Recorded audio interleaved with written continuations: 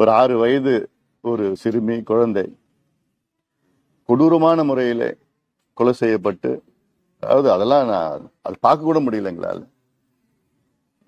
கிட்டத்தட்ட 46 ஆண்டு ஆயுள் தண்டனை உறுதி செய்து, அது உயர்நீதிமன்றம் அந்த தண்டனையை உறுதி செய்து, இன்னைக்கு உச்ச நீதிமன்றத்துல சரியான ஆதாரங்கள் இல்ல, அது டிஎன்ஏ அந்த டெஸ்ட் சரியான ஒரு கரலேஷன் இல்ல அப்படின்னு சொல்லி விடுவிக்கிறாங்கன்னா, இது எவ்வளோ ஒரு வேதனை, இது இவ்வளவு வேதனையான ஒரு கருப்பு நாள். இன்னைக்கு நீதிக்கு ஒரு கருப்பு நாளா நான் பாக்குறேன். நான் இது நிச்சயமா கண்டிக்கத்தக்கது.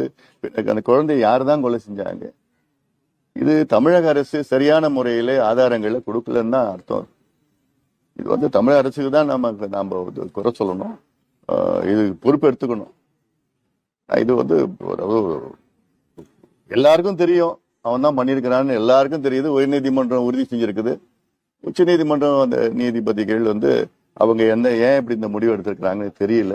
இது போன்ற மனித மிருகங்கள்லாம் கடுமையா தண்டிக்கப்பட வேண்டும். தண்டிக்கப்படலைன்னா அப்புறம் பயம் இல்லாம குற்றங்களை செய்வாங்க.